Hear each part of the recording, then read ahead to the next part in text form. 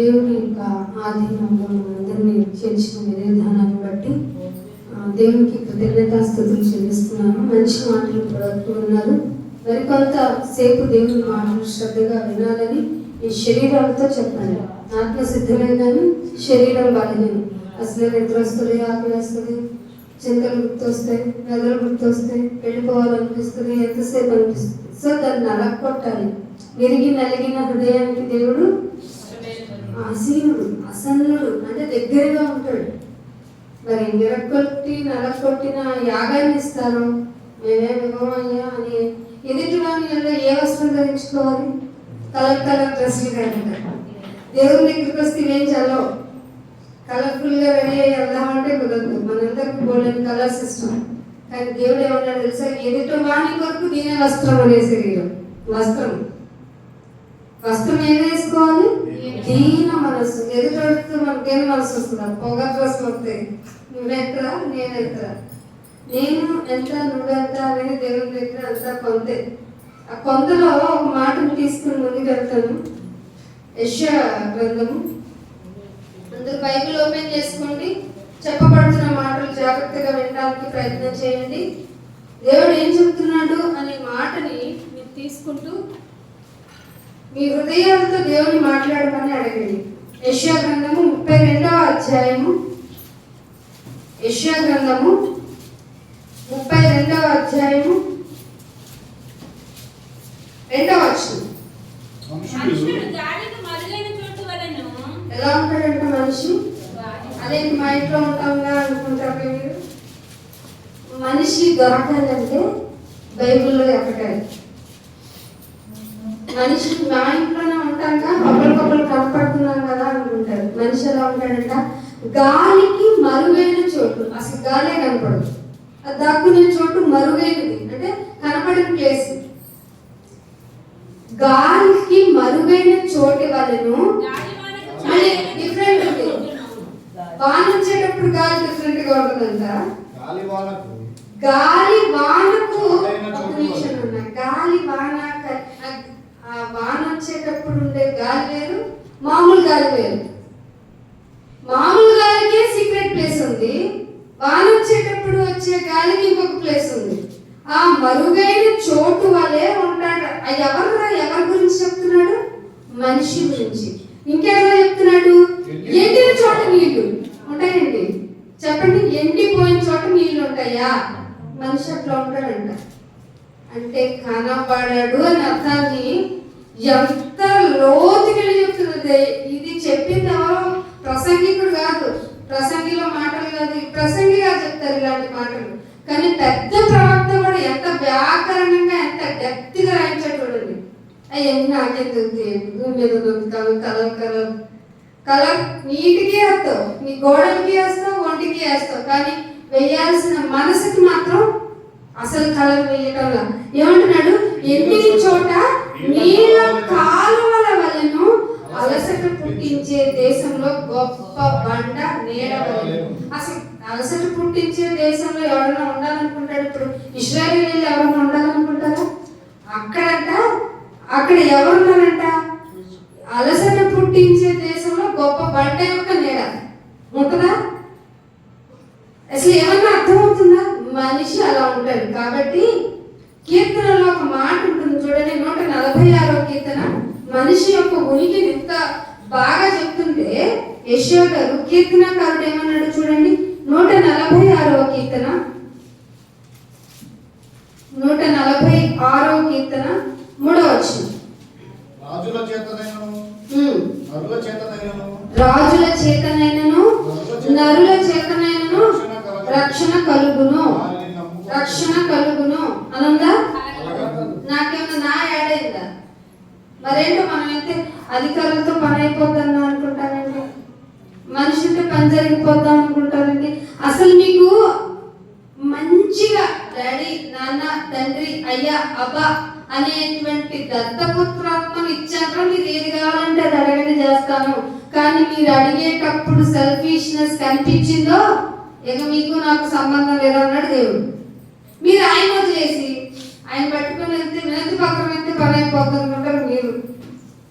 అర్థమవుతుందా బైబిల్? అసలు బైబిల్లో ఆయన రాయించినవన్నీ రాజులనైనను నరుల చేతనైనను ప్రొటెక్షన్ కలగదు, వారిని అండర్లైన్ చేసుకుందాం ఒకసారి. వారిని మనం చేసి పొద్దున్న లేస్తే ఏంటి చెప్పండి? డబ్బు రావాలన్నా, ఇల్లు కట్టాలన్నా, పని జరగాలన్నా ఎవరిని పాటిస్తాం? ఎవరిని ఇస్తాం? ఎవరినండి కలుపుకుంటాం?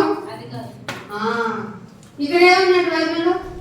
అందుకే బైబిల్ చదవడం మీకు ఇష్టం ఉండదు. బైబిల్ అంటే దివారాత్రులు చదవమంటే ఒక్క పూటను చదువుతామండి. మీకేం అర్థం అవుతుంది దేవుడు చెప్పండి? పరిశుద్ధాత్మ చెప్తుంటే మీకేం వినాలనిపిస్తుంది? నిద్ర అవుతుంది కానీ. ఏమండి 2024వ సంవత్సరం చివరి ఆదివారం ఏమన్నా భయమేసిందా? నాయన 52 ఆదివారాలు నన్ను దాటించి చివరి ఆదివారంలో కూడా నన్ను పెట్టేసావా నాయన? ఎంత ఇష్టమా నేను? ఎందుకు ఇష్టం నాయన నేనంటే? అరే నా బిడ్డ, నువ్వు నా మాటలు నేర్చుకోవాలరా, నువ్వు నన్ను తెలుసుకోవాలరా, నా గురించి తెలుసుకుని నాకు ఇష్టమైనట్టు బతకాలి. అందుకే రాజులు నమ్ముకోమాకురా, మనుషులు నమ్ముకోమాకురా. వారి వలన there is no protection. Protection లేదురా. రాజుల వలనైనను నరుల వలనైనను రక్షణ కలగదు అని చెప్తూ కింద మాట. వాడికి కూడా ఏముంటది? రాజకీయ ప్రాణం ఉండదేంటి? వారి రాజకీయ రక్తం ఉండదేంటి?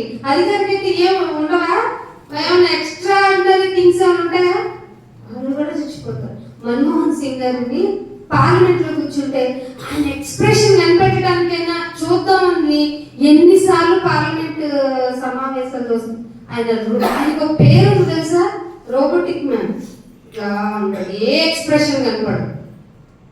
చనిపోయారా లేదా? చనిపోయారా లేదా? అదే చెప్తుంది బైబిల్. వారి ప్రాణము కూడా వెడలిపోవును, వారు కూడా మట్టిలో కలిసిపోతారు. మట్టి పాలు అవుతారు అంటే అర్థం అదే కదా. మట్టిలో కలిసిపోను, వారి సంకల్పము వారి సంకల్పము నాడే. ఆ రోజే చచ్చిపోతారు. చచ్చిపోయిన రోజే చచ్చిపోతారు. ఇంకెప్పుడు తలుచుకోరు. మీరేంటి ఆడు పట్టుకుని వెళ్తారు? ఇందాక మనిషి ఎట్లా అంటాడంట? విసిగించే దేశంలో పెద్ద బండ నీడ యొక్క మనిషి అట్లా ఉంటాడంట. గాలి దాక్కునే ప్లేస్ ఒకటి ఉందంట, అట్లా ఉంటాడంట. గాలి వాన కలిసి వచ్చేటప్పుడు వచ్చే దాక్కునే ప్లేస్ ఒకటి ఉంటుందంట, అట్లా ఉంటాడు. అంటే కనపడతాయా? గాలే కనపడదంటే, వాన వచ్చేటప్పుడు గాలే కనపడదంటే ఈ రెండు దాక్కునే ప్లేస్ లాగా ఉంటాడా మనిషి అంటే? మనిషి అంటేనే మాయా, మత్యము అంటే పోయేది. అక్షయమైనది ఉంది లోపల, దాన్ని అదే నీవు. ఫర్ ఎగ్జాంపుల్ ఎప్పుడు చెప్తాను, నా చెయ్యి, నా కాలు, నా తలకాయ, నాకు నొప్పి, నా పుక్కు, నేను నా పుక్కు, నేను నా చెయ్యి. ఇంతకీ నీవెవరు? చాలా మంది జోక్ అనుకున్నారు. అయ్యో, నీలో ఉన్న ఆ దేవుని యొక్క పార్ట్ తరతరములకు నీవే మనం పరలోకం కూడా కాదు, మన నివాస స్థలము పరలోకంలో ఉన్న మన తండ్రి. అక్కడి నుండి విభజింపబడి వచ్చాం పార్ట్స్ గా. కొన్ని పార్ట్స్ ఈ లోకంలో, ఈ లోకపరమైనటువంటి విషయాలకు అలవాటు పడిపోయి ఈ లోకంలో ఉన్నటువంటి మధ్యమైనవి అమర్త్యం అనుకుంటూ, అంటే చచ్చిపోయేవే బతుకుండేవి అనుకుంటూ, ఏం చెప్పండి, ఇల్లు, వస్త్రము, డబ్బు, కాగితము, బంగారము, చిన్న ఐస్ ముక్క, అంతే కదా, ఐస్ ముక్క అంటే ఏసీ, ఐరన్ ముక్క అంటే కారు, అంతే కదా. మనము నివసిస్తున్న ఈ భూమి గెలాక్సీలో జస్ట్ చిన్న ధూళి పార్టికల్. చూపిస్తున్నారు మీకు, చూడండి. మీకు పిచ్చిగా చూడటం అలవాటు కదా, రీల్స్. ఫోన్ కట్టుకొని చూడమంటే అన్నం తింటావా అంటే అని కూడా అనరు. 10 సార్లు పిలవాలి. ఏం తిప్పించావు? తిన్నానా నేను? ఏం తింటున్నావో తెలియట్లా, ఉంటున్నావో తెలియట్లా. రీల్స్ రూపాయలు కదా. నువ్వు చూసిన వాడు, నీ కోసం ఏర్పాటు చేసిన వాడికి రూపాయి అవుతుంది. వాడేమో సగం తెలిసింది పెడతాడు, వాడికి అర్థమైంది పెడతాడు, వాడు ఒపీనియన్ పెడతాడు. అదంతా ఈ వాట్సాప్ యూనివర్సిటీకి చెందిన వాళ్ళందరూ ఎదురుగా కూర్చొని మనకు బోధిస్తూ ఉంటారు. So thing. మీరు ఏం చేయాలో అది తెలుసుకోకుండా, ఎలా ఉండాలో అది తెలుసుకోకుండా, వాక్యమై ఉన్న దేవుడు నీకు అక్షర రూపంలో వచ్చి మంచిది చెడిది అని చెప్తుంటే దాన్ని వదిలేసి దాని మాయలో పడ్డారు. ఏమైనా నెట్ బాగు, నెట్ ఉంటేనే కదా ఫోన్. నెట్ అంటే ఏం చెప్పండి? అవునా? చిక్కిపోయారు అందరూ. ఆల్మోస్ట్ ఆల్ 100% అందరూ చిక్కిపోయారు. ఎంతో కొంత బొర్ర పెట్టుకొని దేవుని మాట ఎట్లాంటిదంట, శుద్ధి వంటిది. కొట్టుకోండి, దేవుని మాటతో కొట్టుకొని, నేను ఫోన్ ముట్టుకోను. కాల్ వస్తే ఒక కాల్ మాట్లాడు, 10 కాల్స్ ఇంకెవరు చేయాలి, ఇంకెవరు. ఎందుకు ఇట్లా టైం వేస్ట్ చేసుకుంటావు? మధ్యమైపోయేవాడిని కదా, చచ్చిపోయేవాడిని కదా. నువ్వు చచ్చిపోయే లోపు తెలుసుకోవాల్సిన విషయాలు ఉన్నాయి. అందుకే మళ్ళీ సంవత్సరాల పొడిగింపు. నువ్వు చచ్చిపోతావు అనే లోపు నీ మీద వాత్సల్యత, అంటే ప్రేమ అంటే జస్ట్ ప్రేమ. వాత్సల్యత అంటే మించినది. ఆయన రోజు పెంచుకుని ఏ రోజు వీడి కాలం ముగిస్తే పోలా అనుకుంటే తిరిగి రాజాలు అయినా భయపడలేదండి మనిషి. భయపడడు మనిషి. ఎందుకో తెలుసా? ఈ భూమి మీద ఉన్నవి చూసి ఈ టెంపరీ సంతోషాలకు అలవాటు పడ్డాడు కదా. సందడికి, లేకపోతే మ్యూజిక్ కి, వీటికి అలవాటు పడిన మనిషి రారా నాన్న కూర్చుని విను అంటే ఎందుకు వింటాడు? నిద్ర వస్తున్నారా బాబు, పోదాం అంటాడు. ఎవడు? నీలో ఉన్న ఆత్మారావుడు. అర్థమవుతుందా? వాడికి గట్టిగా చెప్పండి, ఒరే నువ్వు పోతావురా మట్టిలోకి, నన్ను జాగ్రత్తగా విన్నీరా దేవుని మాటలు. నేను దేవుని మాట వల్లనే కదా బ్రతుకుతాను. నువ్వు ఎట్టాగో మట్టిలో, అదే చెప్పాడు కదండి ప్రసంగి. ఏం చెప్పాడు? మన్నైనది ఇది మాత్రం నువ్వు మన్ను కాదండి, నేను మన్నును కదా. మనం పోతామా? అనుకోమాకండి, అందరం పోతామన్నాడు ఇందాక. అదే, అందరూ రాజులైనా చచ్చిపోతారు, మనుషులందరూ చచ్చిపోతారు, వాళ్ళ సంకల్పాలన్నీ చచ్చిపోతాయి. కాబట్టి నా మాట వినరా అన్నాడు దేవుడు. అందుకని మలాకి గ్రంథం చూడండి, 2వ అధ్యాయము. మలాకి గ్రంథము 2వ అధ్యాయము 5వ వచనం.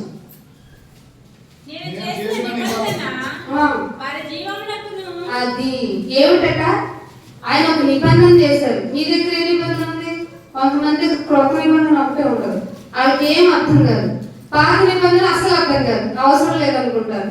కానీ కొత్త నిబంధనలోనే రాయించాడు. పాత నిబంధనలో ఉన్నటువంటి విషయాలన్నీ మీకు దృష్టాంతములు. నాయన నాకు అధిక ఆశ పుట్టింది అనుకో, నాకు ఎక్కువ ఇల్లు కట్టుకోవాలని అనుకో, సొలొమోను గారు ఏం చెప్పాడు చూడు, అంతా వ్యర్థము అని చెప్పాడు. నాయన నాకు మనుషులంటే పిచ్చి నాయన, అంటే మనుషులు నమ్ముటి కంటే రాజులు నమ్ముటి కంటే అని కీర్తనకారుడు చెప్పాడు చూడు. ఉండాలా పాత నిబంధన కూడా. అబ్బే సరే ఏదో చదువుకొని వస్తారంటే దానికి కొత్త నిబంధన పాత నిబంధన తెలియకుండా నలిపేస్తారు. బైబిల్ అంటే అసలు రెస్పెక్ట్ ఉందా? వాక్యము ఏమై ఉన్నారు? దేవుడై ఉన్నాడు. ఆ దేవుడు పోయిన అక్షరాన్ని నలిపి ఎక్కడ పెడతామో తెలియదు. మనం నువ్వు ఫిజికల్ గా నువ్వు రెస్పెక్ట్ ఇంకా అంతరంగంలో నీకు హృదయం నిండిందాన్ని బట్టే కదా ఏం మాట్లాడుతుంది నీ బోర నోరు. హృదయం ఎప్పుడు శరీర సంబంధమైన పెట్టుకొని మాట్లాడాలి ఎట్లనే నిండితేయాలనిపిస్తుంది. ఎట్లయినా వాడిని ఏదో అనాలనిపిస్తుంది. నీ నోరు దేవుని మాటగా ఉందనుకో, ఎంత పీక్ లెవెల్ ఆఫ్ యాంగ్రీనెస్ వచ్చినా కానీ సాత్వికంగా ఉంటది. నీకు తెలుసా సాత్వికంతో ఎముకలు నలగొట్టొచ్చంట. చూపించమంటారు ఆ మాట చూద్దాం. చూడండి సామెతల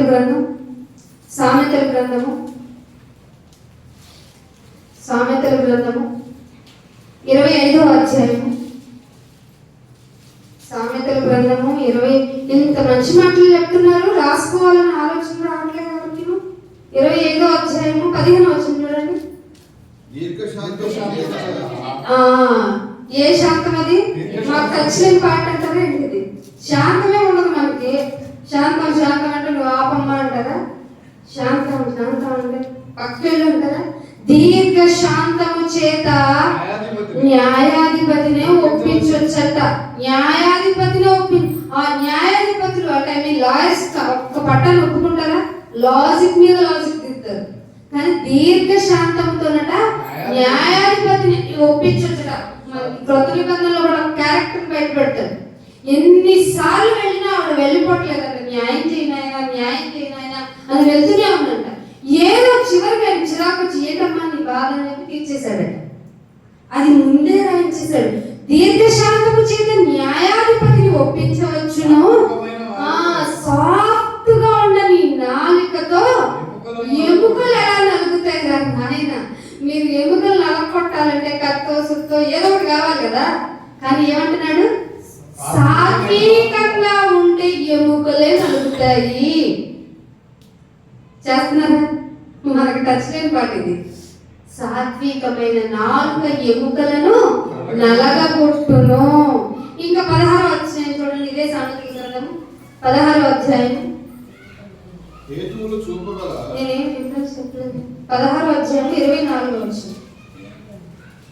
16వ అధ్యాయము సామెతల గ్రంథము 16వ అధ్యాయము 24వ వచనం. ఇంపైన మాటలు ఎట్లాంటివట? తేనె పట్టు అంటే తీయగా ఉంటాయి. ఎవరితోనైనా మాట్లాడినప్పుడు ఇంపుగా మాట్లాడాలి. అందుకే కొత్త నిబంధనలోకి వచ్చిన తర్వాత ఎట్టబట్ట ఎట్ట మాట్లాడుకుంటారా? మీరు మాట్లాడేటప్పుడు రుచిగా మాట్లాడండి, కొంచెం ఉప్పేసుకొని మాట్లాడండి అన్నాడు దేవుడు. అన్నాడా లేదా? ఎక్కడ చెప్పండి. మీరు ఎదుటి వాళ్ళతో సంభాషించినప్పుడు మీరు మీ మాటలు రుచిగా ఉప్పు వేసినట్లు ఉండాలేమో అన్నాడా లేదా?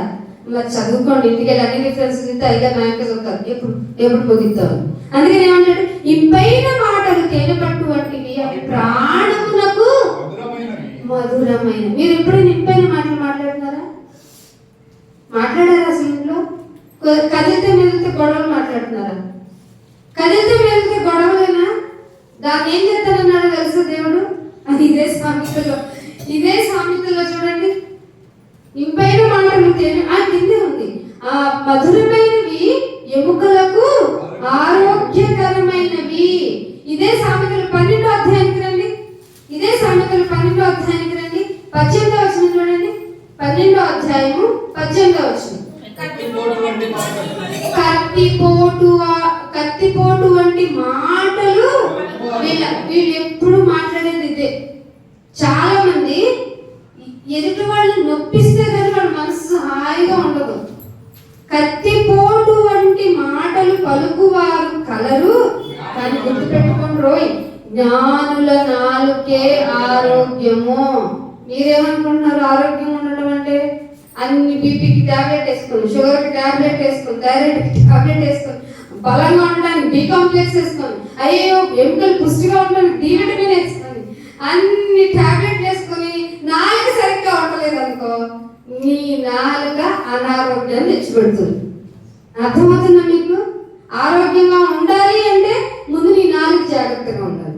నాలుక బాగుంటేనే నీకు ఈ బీపీ ఉన్న డౌన్లో ఉంటుంది, షుగర్ ఉన్న లెవెల్లో కంట్రోల్లో ఉంటుంది. నీకు ఏది కంట్రోల్ అవ్వట్లేదంటే కారణం ఏంటో తెలుసా? నాలుక కంట్రోల్లో లేదని అర్థం. ఎక్కడి నుంచి? అదేనండి బైబిల్లో కొత్త నిబంధనలో చెప్పాడు, నీ నాలుక చిన్నది బెత్తడైనను ప్రపంచంలో ఒక చక్రం ఉంది, ఆ చక్రానికి నిప్పు పెట్టేంత పెద్దది. అగ్గిపుల్ల ఎంతది? చిన్నదే, కానీ అది అరణ్యం తగలబెట్టేంత కెపాబిలిటీ ఉంది. మన నాలుగు కూడా అంతే. నాలుగుని కత్తిరిస్తాడట దేవుడు. జాగ్రత్త. మిమ్మల్ని మీరు జాగ్రత్తగా ఉంచుకోవాలంటే ముందు మీ నాలుగుతో జాగ్రత్తగా ఉండాలి. అది ఎముక లేనిది, ఎట్లాగైనా తిరిగి మాట్లాడుతుంది.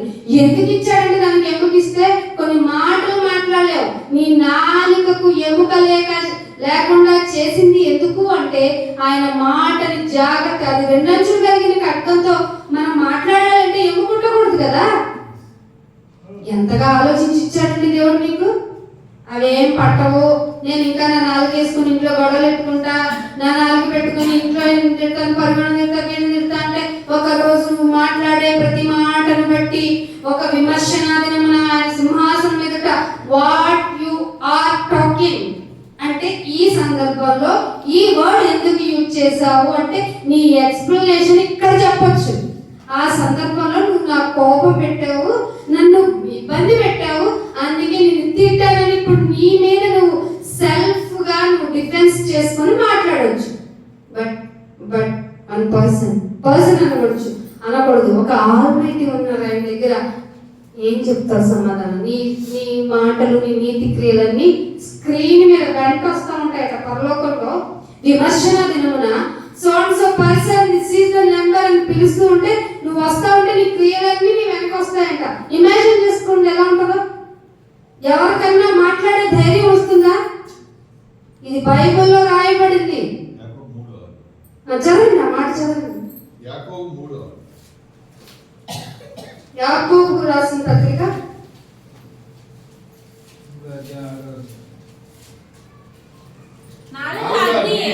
ఏమిటట? మీరేమనుకుంటున్నారు? రుచి చూసేదనుకుంటున్నారా ఏంటి? బైబిల్ ఎప్పుడు అలా చెప్పదు. మనుషులు నమ్ముకోవద్దన్నాడా? మనం నమ్ముకుంటాం. నాలుగు ఏమంట? చప్పరిస్తే తీపేంటో చెప్తుంది, చేదేంటో చెప్తుంది, పులిపేంటో చెప్తుంది. ఇంకేం రుచులు ఉన్నాయి? 6 రుచులు ఉన్నాయంట. షడ్రుచులా 8? ఎన్ని రుచులు చెప్పాను? ఉప్పు, కారం, పులుపు అన్ని చెప్తుంది అనుకున్నాం. దేవుడే చెప్పాడు ఇది పెద్ద ఆటం బాంబురా అని చెప్పాడు. ఏమిట? నాలుక అగ్నియే, మన అవయవములలో ఉంచబడిన, మన అవయవములలో ఉంచబడిందంట. కానీ ఇది పాప ప్రపంచమై సర్వ శరీరమునకును ఏం చేస్తాట? ఏం నువ్వు స్నానం చేస్తే కదా, స్నానం చేస్తే పోయే మలినం కదా ఇది.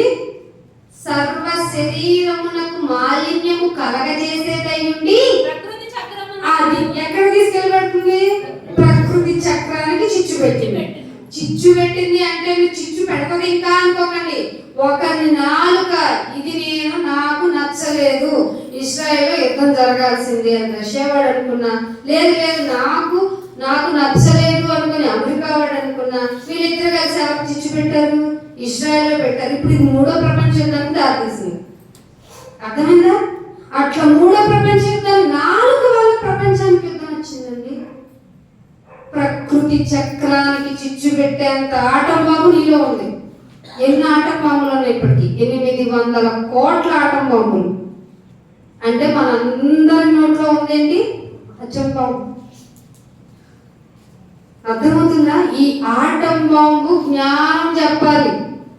సామెతల గ్రంథం 31వ అధ్యాయం, సామెతల గ్రంథము 31వ అధ్యాయము బైబిల్ తీసుకొని చూడండి. మీ ఆటం బాంబులు జాగ్రత్తగా ఉంచండి. ఈ ఆటం బాంబుని ఎక్కడి నుంచాడు చెప్పండి? దేవుడు ఎక్కడి నుంచాడు చెప్పండి? ఇది ఎప్పుడు నీటిలో నానుతా ఉండాలి. అర్థమవుతుందా మీకు? నాలుగు ఎప్పుడు ఎక్కడ ఉండాలి? లాలాజలం నానాలి, లేకపోతే ట్రై అయిపోద్ది. 31వ అధ్యాయము 26వ వచనం. ఇందాక ఉత్తర ప్రవృత్తులలో చదువుకున్నాం కదా. అది జ్ఞానము కలిగి తన నోరు తెరవాలి. ఆటం బొమ్మ పెట్టుకున్నాం కదా మనం. దీన్ని జ్ఞానంతో నోరు తెరవాలి. జ్ఞానము కలిగి నోరు తెరుచును, ఒక కృపగల ఉపదేశము ఆమె ప్లస్ అతడు బోధించును. ఆత్మకి లింగ భేదం లేదు. ఫర్ ఎవర్ ఇన్ఫర్మేషన్, ఆత్మ అనగా ఒక బ్యాటరీ టైపు.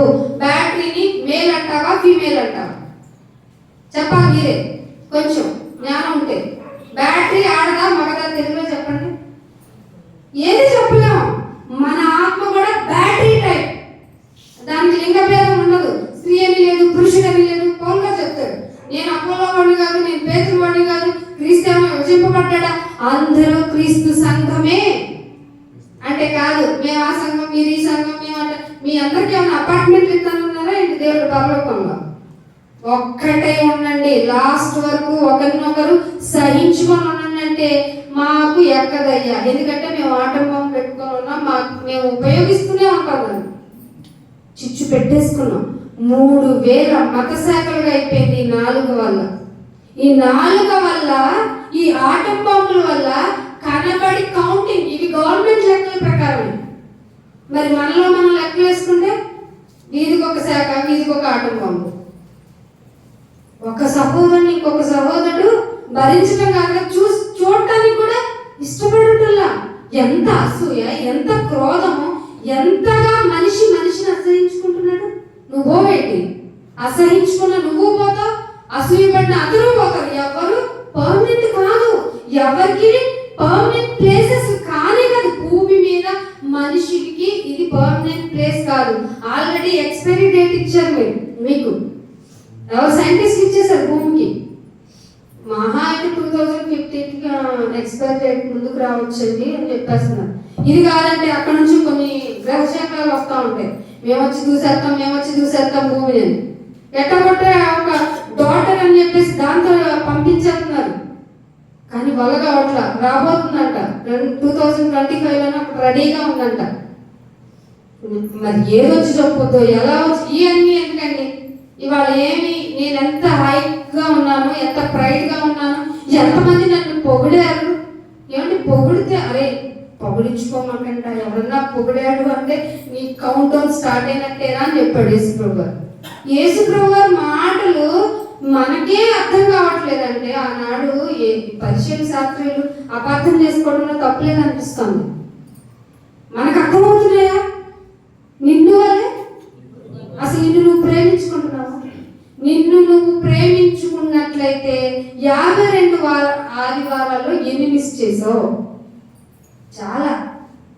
దానికి రీజన్స్ కూడా రాసుకొని ఇంటికి వెళ్ళి ప్రేయర్ చేసుకోండి. జ్వరం వచ్చిందని అబద్ధం చెప్పి ఇంట్లోనే ఉన్నా, చికెన్ త్వరగా ఉడకలేదని ఇంట్లో ఉన్నా, సినిమా ఎండింగ్లో ఉందని ఇంట్లో ఉన్నా, సీరియల్ వచ్చిందని, మంచి ప్రోగ్రామ్ వచ్చిందని, పండగని, చుట్టాలు వచ్చారని, ఎల్లబుద్ధి కాలేదని, ఒళ్ళు నొప్పులని, ఎక్కాలి కదా పైకి అని ఎన్ని రీజన్స్ చెప్పుకొని యాబ్సెంట్ అయ్యాము. అయినా నీకు ఊపిరి ఆపలేదు. ఆయన ఎంత ప్రేమ. అదే మీ అమ్మ అయితే వీడికి ఒక పేగ నొక్కేస్తే సరిపోతారు కదా, అందా చిన్న తప్పు చేస్తే ఏమంటాడు, ఈ కాలు మీద పేగ మీద కాలేసి తొక్కితే సరిపోతాడు. అలాంటి వాళ్ళు మీ పేరెంట్స్, మీ పేరెంటింగ్ అలా ఉంటుంది. దేవుడు పేరెంటింగ్ ఎలా ఉంటుంది తెలుసా? అది చేతిలో చెప్పుకున్నాను నేను, ఎంత దగ్గరగా చూసుకున్నట్టు. దినమెల్లా చేతులు చెప్తారండి బిడ్డకి. చెప్తా ఒక చిన్న నెగిటివ్ ఏదన్నా వచ్చింది అనుకోని బిడ్డ మీద, వాడు నాకు పుట్టనే లేదంట. ఎంత తప్పుడు మాట తెలుసది.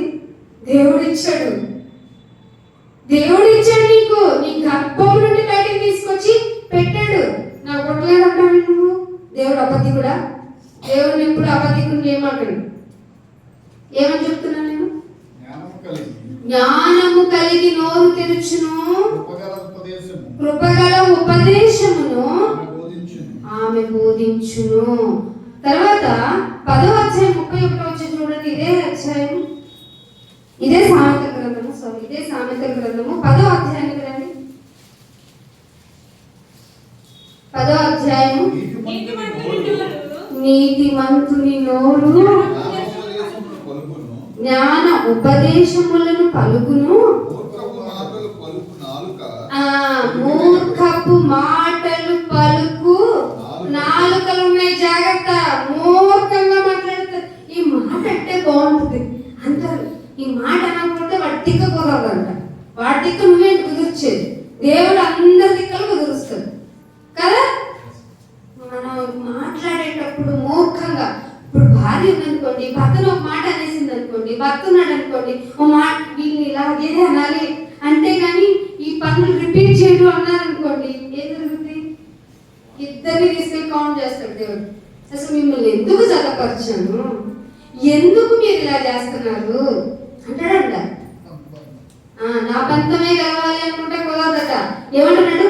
మూర్ఖపు మాటలు పలుకు నాలుకనే పెరిగేస్తానంటున్నాడు ఆయన. పెరిగేస్తాడంటే మీకు అర్థమవుతుందా? పీక్ పడేస్తాడని అర్థం. మీకు ఏ లాంగ్వేజ్ లో చెప్తే అర్థమవుతుందో చెప్పడానికి ప్రయత్నిస్తున్నాను. పెరిగి వేయడం అంటే అదేదో పెద్ద మంచి అఫీషియల్ లాంగ్వేజ్ అనుకోకండి. పీకి పడేస్తాను రా అని అర్థం కదా. జాగ్రత్త. భర్తే కదని అలసు తీసుకోకండి, భార్య కదని అలసు తీసుకోకండి, తండ్రే కదని అలసు తీసుకోవద్దండి, పిల్లలే కదా అని అస్సలు అలసు తీసుకోవద్దు. ఏం చెప్పాడు తెలుసా దేవుడు? మీ పిల్లల కోపాన్ని రేపకండి అని చెప్పాడు. పిల్లల కోపం చాలా డేంజర్ అట. జాగ్రత్త. మీ పేరెంటింగ్ జాగ్రత్త, ఆలోచించే విధానం జాగ్రత్త, వాళ్ళతో మాట్లాడే ఎవరితోనైనా దీన మనస్సు అనే వస్త్రము అంటే వండర్ఫుల్ వర్డ్ అండి. ఎదుటి వాణి ఎలా ఎడలో దీన మనస్సు అనే వస్త్రం కట్టుకుంటే జాగ్రత్త. ఏమనుకోవాలంటే ఏంటి? చేసారా షాపింగ్? న్యూ ఇయర్ రాదా? లేకపోతే మీరు ముఖ్యతే వేయకపోతే 2025 అంటే రాదా? మీ టాలెంట్ సెల్ఫ్ సాటిస్ఫాక్షన్ నీకైతే దేవుడికి ఏంటి లాభం? దేవుడికి లాభాన్ని తెచ్చి పెట్టకపోతే నీకు ఊపిరే ఎందుకు? నీ ఆక్సిజన్కి రేటు కట్టాలి, నువ్వు తినే తిండికి రేటు కట్టాలి, వేసుకునే బట్టలకి రేటు కట్టాలి, ఆహారం వస్త్రము అబ్బో చాలా. పైగా నువ్వు ఏం తింటావు? వెరైటీస్ మోర్ ఇంపార్టెంట్ కదా. ఎన్నిటికి లెక్క కట్టాలి. ఆయన బస్తాలు ఇంటికి వస్తున్నాయి అనుకుంటామా? కాదు. ప్రేమ ఇంటికి వస్తుంది. ఆయన ప్రేమ నీ ఇంటికి వస్తుంది. నీ ఇంట్లో ఏదైనా ఫుడ్ ఐటమ్ ఉన్నా, నీకు ఏదైనా వస్తువు వచ్చిందన్నా, నీకు ఏదైనా ఫెసిలిటీ బాగా జరుగుతుందన్నా, because of God grace only, because of him only. ఎవరు ఆయన కృప ఉంటే చాలు. అందుకే పౌలు గారు ఏమన్నా నీ కృప నాకు నాయన, నాకు ఇక్కడ నొప్పి, నాకు ముళ్ళు పెట్టావండి, నేను ఎంత పని చేస్తుంటే అంటే నా కృప నీకు చదువుకో. నోరు మూసుకొని వెళ్ళిపోయాడు పౌలు గారు. మీరు అంటారు నాకు ముళ్ళు గుచ్చుకున్నా, నొప్పి, జ్వరం వచ్చినా, కోల్డ్, నొప్పి, అయ్యో నాకు కాళ్ళు నొప్పులు, ఒళ్ళు నొప్పులు, నాకు అన్ని తీసే. కానీ గుడికి రాను. గుడికి రావడానికి ఎందుకు రావాలి? ఆయన మాటలు నేర్చుకోవడానికి. చూడండి, ఇర్మియా గ్రంథంలోనే, ఇర్మియా గ్రంథము 32వ అధ్యాయము ముగింపుకొస్తున్నాను. ఇర్మియా గ్రంథము 32వ అధ్యాయము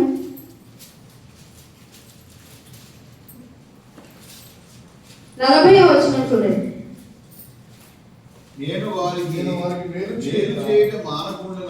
నేను వారికి మేలు చేయుట మానకుండునట్లు నిత్యమైన మేలు జరగాలి కనుక, మీకు మేలు జరిగించాలి అనేది ఆయన ఒక నిబంధన. అది కూడా ఒక నిబంధన, నిత్య నిబంధనను వారితో చేయుచున్నాను, వారు నన్ను విడవక ఉండాలి అని వారి హృదయములలో నా ఎడల భయంత. అరే నువ్వు నన్ను విడవకుండా ఉండాలంటే నీలో నేనే భయాన్ని, భక్తిని పుట్టిస్తాను రా.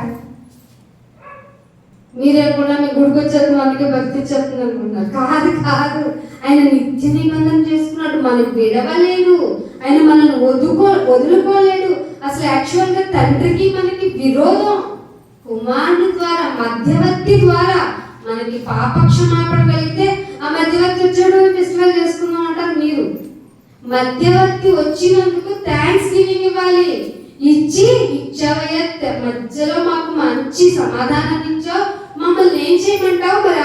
మరి ఆయనకి నాకు కలహం అయింది కదా, ఆయనకి నాకు గొడవ అయింది, ఆయనకి ఏం కావాలో కొనుక్కోవాలి. మధ్యవర్తి ద్వారా మనం రిక్వెస్ట్ పంపితే నీ ద్వారా నన్ను వచ్చి కలుసుకోమను, నిన్ను నోటితో ప్రభువని ఒప్పుకోమని. ప్రభు అంటే రాజు అని ఒప్పుకోమంటే రాజుగా వస్తాడు అని పడతావు. ఇంకా రాజు అని ఒప్పుకో అంటే అంటే రాజుగా వస్తాడు అని మాటిస్తున్న ఆ సాతాను యొక్క తంత్రాన్ని ఎరగవా? సాతాను ఎలా పెడుతుందంటే చిక్కులది సులువుగా చిక్కులు పెట్టే పాపపు తంత్రము తెలియని వారము కాదు మనం.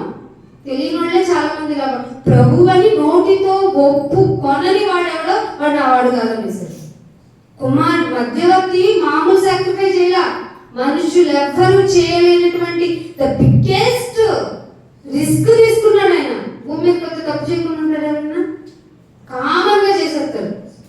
అవమ్మ చూసిన పండు చూసినట్టు చూసి కామన్ ఇదే లోకం ఇదే ప్రపంచం అనుకుంటున్న మనుషుల మధ్యలో నిలబడి మరి నాలో పాపం ఉందని నిరూపించేవాడు ఎవడున్నాడో చెప్పండి అని చెప్పి మీరంతా పాపులైనా నేను క్షమించేస్తాను. తండ్రి మీరేం చేయించున్నారో కనుక వీరిని అని అంత గొప్ప త్యాగాన్ని చేస్తే ఫెస్టివల్ సందడ బెత్లెహేములో సందడి మీరు చూసొచ్చారా? చెప్పండి. పాటకి అర్థం ఉండాలి కదా. సరే వాళ్ళేదో వాళ్ళ తృప్తి కోసం వాళ్ళ ఎంటర్టైన్మెంట్ కోసం ఈ పాట పాడాలా వద్దా? పశువుల పాకలో సందడి ఉంటుందండి. ఎవరైనా వెళ్ళి పశువుల పాకలో పనిచేయించుతో సందడి ఉంటుందేమో. పశువుల పాకేంటి, బెత్లెహేం సందడేంటి అడిగేవాళ్ళు లేరు. మీ సందడే, మేము కూడా సందడే. ఇంతేనా? ఇదే క్రైస్తవ్యం అంటే. క్రిస్మస్ అంటే ఒక ఆత్మను తీసుకురానన్నా నాకు పరలోకంలో ఎంత ఆనందమో తెలుసా? ఆత్మను తీసుకురావడానికి, ఒక ఆత్మను నడిపించండి. ఇట్లాగా సంఘంలో ఒక ఆత్మని మంచి చెప్పి అదృశ్యమైనవి ఉన్నవంతకు రుజువునన్నా విశ్వాసం కలిగి ఉండాలని చెప్పి తీసుకురండి. ఉన్నదే నమ్మలేకపోతుంటే ఎక్కడో ఉన్నదంట ఉందని నమ్మాలని ఎందుకోసమే మాకేం పని అంటున్నారు తెలుసా మీకు? అలాంటి వాళ్ళని ఒప్పించాలి. పని ఇక్కడ వాళ్ళదే కాదు, సంఘంలోకి వచ్చావు అంటే ప్రతి ఒక్కరికి పని. ఇంకేం పట్టట్లా. ఇంట్లో బస్తా బియ్యం ఉంటే మళ్ళీ బియ్యం, ఇంట్లో కూరగాయలు ఉంటే ఇంకా కావాలి. ఆశీర్వాదం ఎట్టగాలంటే నిన్నే తొట్టెలో నిండి పూర్తి పోవాలా? ఎందుకు అంత అత్యాస నీకు? ఎందుకంటే అంత అత్యాస? ఏ నాటికి చాలా ఆయన మాటని గుర్తుపెట్టుకొని నన్ను ఎక్కువగా ఉంచుకు, అలానే అసలు తక్కువగా చేయకు, నాకు ఎంతవరకు కావాలో అంతవరకు ఇవ్వు అని దావీదు గారు ప్రార్థన చేశారు. 40 సంవత్సరాలు ఏకధాటిగా ఇశ్రాయేలు ఏలిన మహారాజు సంపాదనలు మించి ఉన్న ఆయన ఏమన్నాడు? ఆయన ఏ రోజు ఫుడ్ రోజు ఇచ్చేనైనా, ఎక్కువ ఉంటే ఎవడరా దేవుడు అంటాను ఆయన, తక్కువ ఉంటే అసలు దేవుడు ఉన్నాడా అంటాను ఆయన. ఆ మాటలు నేను అనద్దు, నువ్వు అనిపించద్దు నాయన, ప్లీజ్ ఏ రోజు ఫుడ్ ఆ రోజు ఇచ్చే అని ప్రార్థనలు మానేసి అధికము అత్యాస. అందుకే మీరు యుద్ధములు పోరాటములు ఎందుకు జరుగుతున్నాయి? మీరు అధికముగా ఆశపడుతున్నారు. ఆశ కూడా కాలేదు, దురాశ అన్నాడు. ఎఫెసీ పత్రికలో చదువుకోండి 6వ అధ్యాయంలో. ఇవన్నీ మానేస్తేనే మీకు నా మాటలు ఏంటో అర్థమవుతాయి. అప్పుడు జ్ఞానంతో నువ్వు మాట్లాడగలుగుతావు, ఇంట్లోనైనా వీధిలోనైనా. అందుకే ఆ స్త్రీని కొనియాడాడు ఆయన. ఎవరు కొనియాడారు? పౌలు గారా, సౌలు గారా, దావీదు కుమారుడు గారి పేరు? సామెతలు రాసింది సొలొమోను గారు. నేను సౌలు అంటే మరి మాట్లాడారు. ఇంత మాటలు చూసి అసలు వాళ్ళ అమ్మని బెత్షెబాని పొగుడుతూ రాశాడు ఆ మాటలు. తెలుసా మీకు? అమ్మ చెప్పింది, అరే బలాన్ని అనవసరంగా ఇవ్వకరా, స్త్రీలకు ఇవ్వకరా చెప్పింది. ఎంత బాగా పెంచింది అమ్మ. మీరు ఎలా పెంచుతున్నారు? ఎందుకు అలాగే టెలిఫోన్ తీసుకో, అరే నేను గుడికి వెళ్ళొస్తాను, టీవీ చూస్తా ఉండి ఎక్కడికి వెళ్ళి మాకు గడి పెట్టుకో. అమ్మ నేను ఆడుకుంటానే, సరే ఆడుకో, నేను గుడికి వెళ్ళి వస్తాను. నేను కూడా వెళ్ళలేదే కాడ ఏంటి అనుమతి కావట్లేదు. ఇవే క్రైస్తవ కుటుంబాల్లో వినపడుతుంది. మనము బాధ్యత కలిగి ఒక ఆత్మను తీసుకురావాల్సింది పోయి మనమే బద్దకించి మనమే ఒప్పుకోకుండా అసలు ఫ్యామిలీగా రావాలి కదండి. ఒక్కళ్ళే వచ్చామంటే అర్థం ఏంటి? ఇంట్లో సమాధానం లేదండి. అర్థమవుతుందా మీకు? సమాధానాలు లేవు క్రైస్తవ కుటుంబాల్లో. నువ్వెంత అంటే నువ్వెంత అంటున్నారు. మరి ఎలా?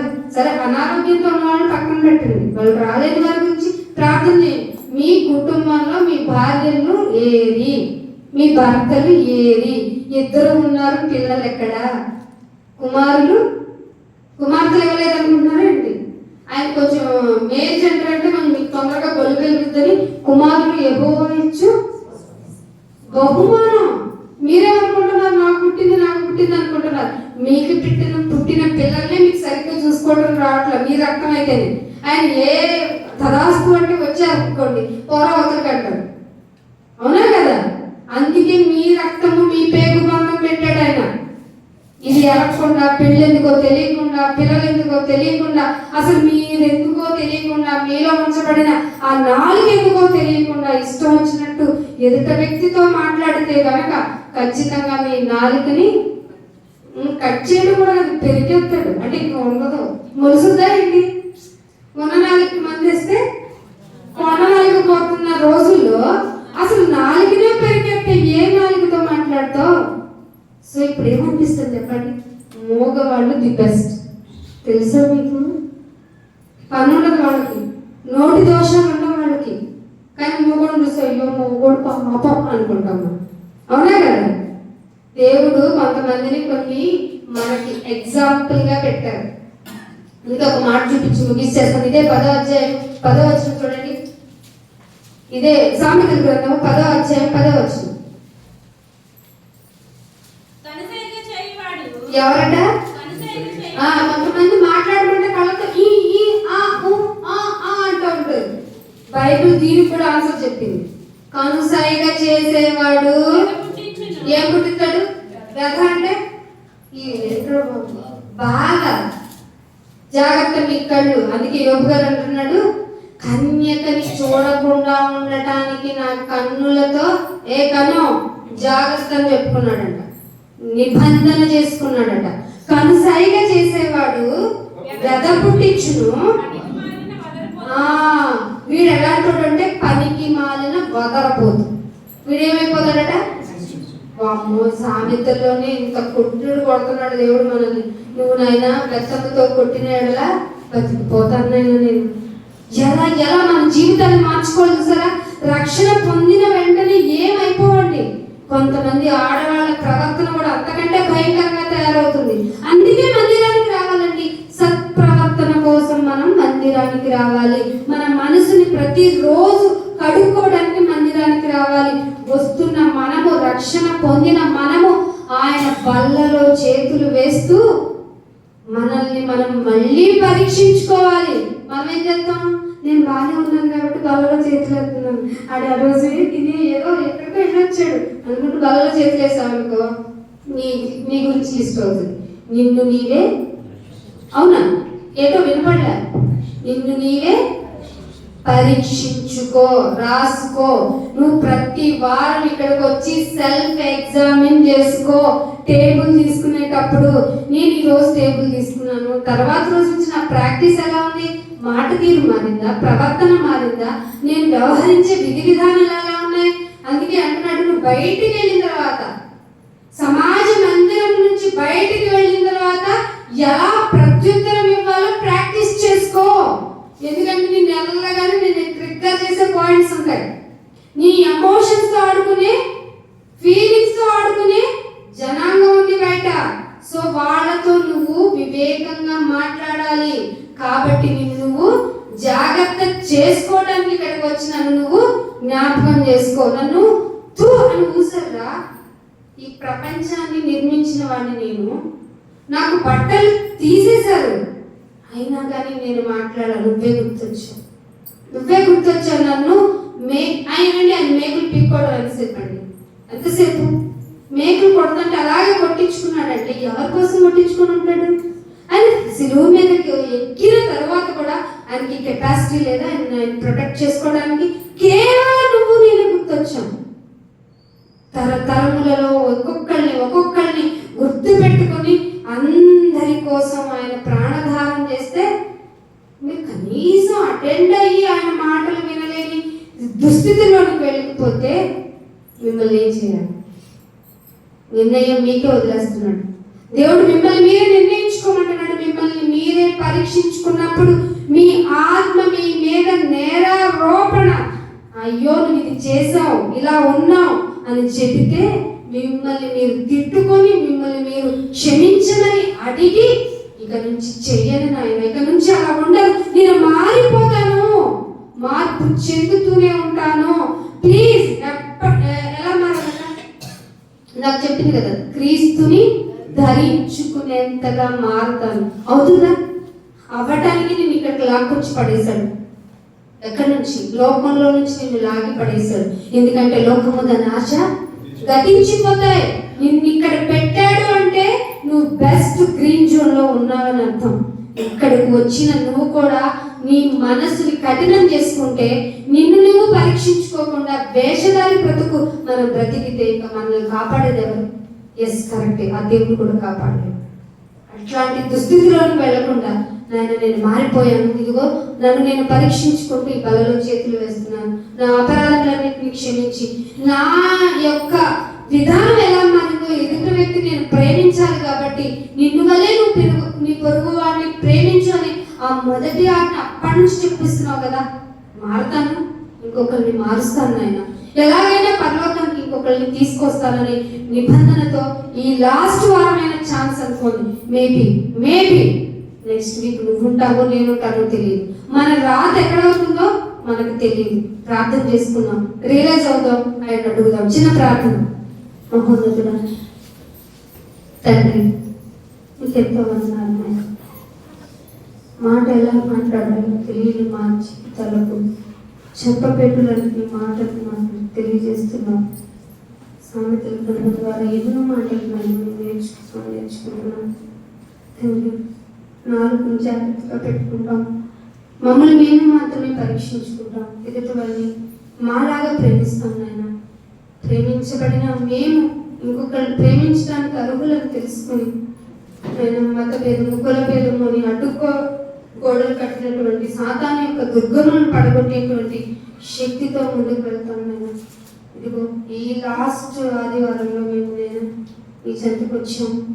ఎంతగా కాపాడుతున్నామో తెలుసుకుని పశ్చాత్తాపడుతున్నాం. మరింతగా నీ దగ్గరకు చేరువవడానికి మేము మా ప్రయత్నాలు కొనసాగిస్తాం. మమ్మల్ని మేము పరీక్షించుకుంటూ ముందుకు వెళ్తున్నాం. మేము నీ బిడ్డని జ్ఞాపకం చేసుకుంటున్నాం, ఆయన త్యాగాన్ని జ్ఞాపకం చేసుకుంటున్నాం, ప్రేమ ఎటుదో తెలుసుకుంటున్నాం. మేము ప్రాణం పెట్ట బద్దులు మేము నాకు తెలుసుకొని ముందుకు వెళ్ళడానికి మమ్మల్ని అందరినీ ఆశీర్వదించి బలపరిచినాం. యేసుక్రీస్తు వారి యొక్క పరిశుద్ధమైన నామమున ప్రార్థనలు అడిగి వేడుకుంటున్నాం తండ్రి. అందరికీ వందనాలు. Thank you. God bless to all.